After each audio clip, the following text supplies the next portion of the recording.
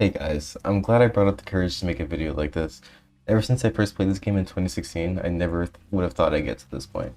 Just a fair warning, I am in no shape or form a pro Genji. I just play the hero a considerable amount of time more than others, so I thought I should give some insight on how to get started with him. So with that being said, let's get started.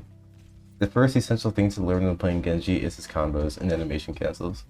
Genji has a considerable amount of both that could be used in particular situations. First, you can go over the combos. There are a few, but the main ones are fan shuriken plus dash, fan shuriken plus melee, and dash plus melee. The thing with Genji that's really nice is that you can combine combos to make animation cancels. A couple of examples would be fan plus dash plus melee, and dash plus fan plus melee. The reason you use secondary fire in combos instead of primary fire is that since the fan is one motion, it gives a higher DPS. If you were to use primary fire for the combos, which you could do if you wanted more accuracy, you'd have to wait till the animation for it is over, or else not all of your shurikens will be able to get out. Another thing to mention is using melee at the correct times. The only thing you can use to animation cancel melee is your Dragonblade. So let's say you use melee and your target's 1 HP after, it gives them more time to either get the pick on you or enough time to get healed. This is also why spamming melee when you need to reload can prove to be inefficient most of the time. Another thing you'd want to learn is how to use Blade properly. The mechanical skill needed for Blade is minuscule but still useful. Genji can be extremely vulnerable during his Blade, so it's best to use his abilities wisely. The combo to use best during Blade is slash plus dash, unless you're confident that the target you're dashing to doesn't have an ability to get out or stun you easily, or if there's a considerable amount of distance between you and your target. Earlier in Overwatch 1, it was common knowledge to dash out directly before your Blade.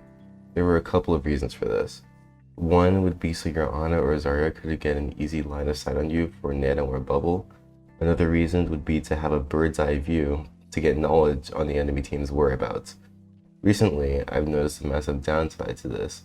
It's that it makes you an easy target, whether for hit-scan headshots or for Sojourn's right click. Something more useful for this is to have your Ana nano you before you dash. After she does, use a dash plus fan plus melee combo into your first target. If you're nanoed, it should one-shot your target. If you miss the combo, you still have Blade to finish them off, and thanks to the dash reset after you Blade, if they use an ability to get out, you can still dash to them when they're on cooldown. If you get stunned or killed when you dash in, you still have Blade for the next fight. Diving more on the ability usage during Blade, we come to his Deflect. Deflect can be extremely powerful if you learn how to predict the enemy. A trick you can do is to put yourself in a very predictable movement pattern or position. This would prompt the enemy to shoot you in that position, making it the perfect time to deflect. For example, in the previous clip, the most predictable spot I was in was as I was pulling out my Blade in front of the Ana. Knowing how sleep is a direct counter to my Blade, and I was in an easy position to be slept, I deflected and used the slash plus dash combo in order to kill her fast enough. This trick can work against anything able to be deflected, from sniper headshots, Sojourn's right click, or Zenyatta's charging up behind the corner. The next thing that's crucial for Genji is target choosing. I'll go over this more in the advanced guide, but here's a simple run through. In this example, the Ana is sitting very far back away from her team. So what this Genji can do is flank all the way on the left, head behind the Ana, and hit a simple combo on her, either one-shotting her or getting her to low HP in order to finish her off. There's two things that can happen here. Either the Lucio, Junkrat, and Reinhardt will turn around and peel, or they will not be focused enough in order to know that their Ana has been killed. If they aren't focused enough, then you can get an easy pick on their Widow as well. At this point, when the two picks are secured, your team can move in and you can go with them in order to finish off the rest of their team.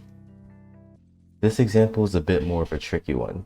Usually the Genji is supposed to be harassing or getting picks on the enemy supports, but here, since the Genji is very far ahead of his team, he can get off angles on the soldier that's farming on his team at choke.